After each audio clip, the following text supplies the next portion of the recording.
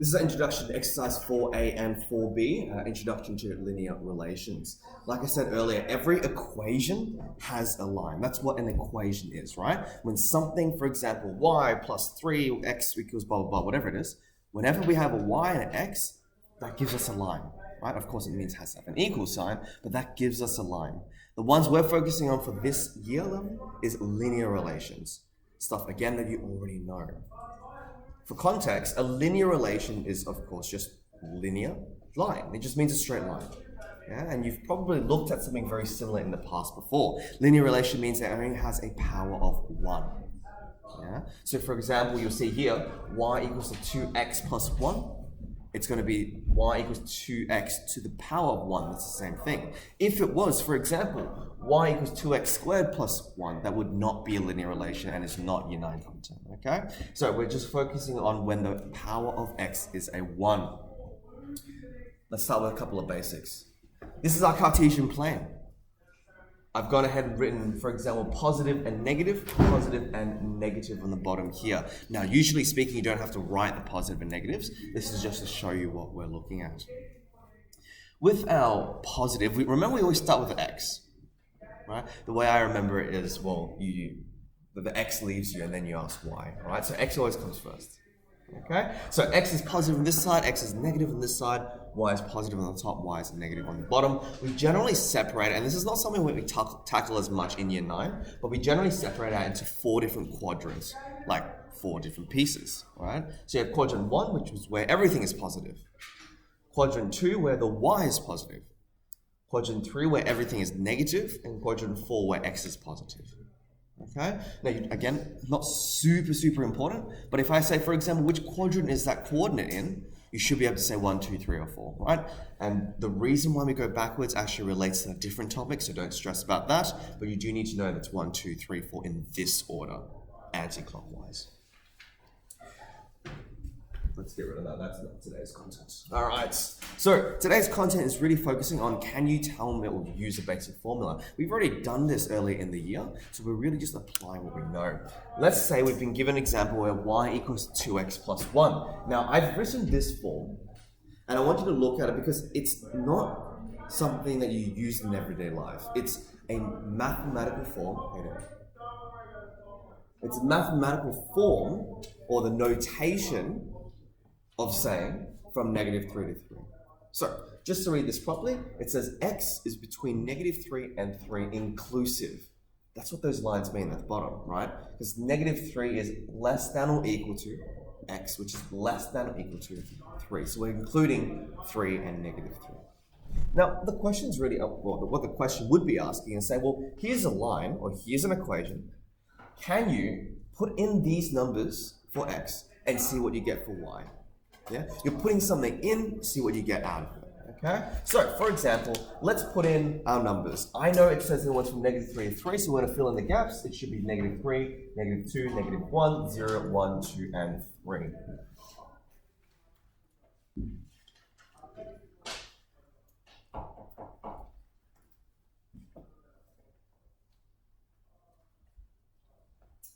All right, so with this, let's start with an easy one. 0 is always nice and easy. If I put 0 into this equation, of course, knowing that's 2 times x, right? So 2 times 0 plus 1, 2 times 0 is 0 plus the 1, that would give us 1 here. If I put in 1, that's an easy one as well. 2 times 1 is 2 plus the 1 is 3. Let's put in the 2. 2 times 2 is 4 plus the 1 is 5. You'll probably notice a pattern occurring. And if you know this pattern, and typically speaking, I like to do at least 3 before I introduce the pattern, but if you can see the pattern going, what's the next number? 7, good. What would this number be? When we're going this way, we're adding by 2, aren't we? So this one should be, come on, -1, thank you. The one before that? -3. Good. And -5. Yeah? So you can do the first few and then just based on the pattern, finish the rest. Now you'll notice we're going up by 2 every time. I'll give you a hint. That's because of the number in front of the x, or the coefficient of x. right? If you're increasing by 2 every time, you're increasing by 2 every time. That's all that is, yeah? And that never changes. The number in front of the x is what you keep increasing by every time, and that will be very pertinent in a future lesson. Are there any questions about that so far? Let's go ahead and sketch this. I'm going to show you how to sketch this. We always start with our Cartesian plane, and that is very faint, so I'm going to switch color. And all I'm going to do is I'm going to identify where the values are. Now, in this particular case, my example is not the greatest because, well, I can say that when x equals 0, y equals 1. That's good. I'm happy with that, yeah? So I'm going to say, all right, when x equals 0, so remembering that x is this line here. So when x is 0, so it's not gone left or right any, it goes up 1 to get this point here. That would be 0, 1. Right, remember, it's always x then y, x then y. X then y. Now, the problem is, right, because I can see that that's a 0, 1 column easy, but the problem is there's no nice, for example, 0 on the y and then some number on the x, right? And oftentimes, well, at least for exercise 4a, that should be the case. It should be, for example, there's a 0 on top, great, there's a number on bottom, I'll write that coordinate. There's a 0 on the bottom, great, there's a number on top, I'll write that coordinate. But in this particular case, there isn't, which means it's, well, I mean, the 0 is between these two numbers, which means it's probably going to be some gross fraction. So how do we do it if it's not a nice whole number? Well, what's this really saying? This is saying that if we let x equal to 0, or when x equals 0, y is 1. That's what we got.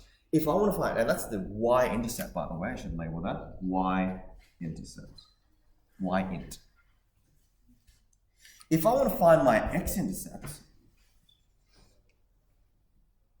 if I want to find my x-intercept, right?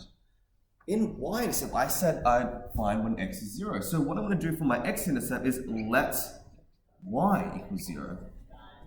And that pattern again will come up in, well, we do this in year 11, year 12 methods as well. It's just the same thing. If I want to find the x-intercept, I let y be 0. If I want to find the y-intercept, I let x equal 0. It's that easy. From that point on, all we're doing is algebra. Okay? So, for example, if I want to let y equal 0, I'm going to rewrite this equation where y equals 0. So I would get 0 equals to 2x plus 1. And now it's algebra. So let's solve it. I know that I want 2x by itself, so I'm going to minus 1 on both sides. Let me write that step out. Minus 1. That gives us negative 1 on this side equals 2. Those cancel out. 2x. And now I have the 2x. I want to make sure it's just x. So divide both sides by 2. And I get negative half equals to x. So we've solved what x is, but how do I write it out? Well, of course, I know that when y equals 0, so remembering that it's always x then y, so it's negative 1 to 0. It's my coordinate.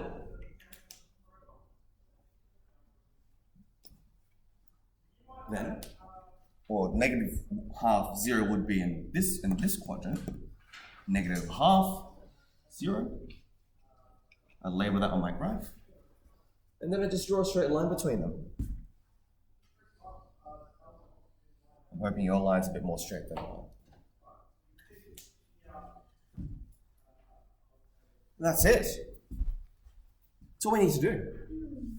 Yeah? So you do this table. Well, if the question asks you to use a table or plot, then use this table. If it doesn't give you a nice number, for example, in this case I had 0, 1, that's a nice thing. But if it doesn't have 0 in the bottom, for you to find the other one, or find your x-intercept, you just let the other variable equal 0.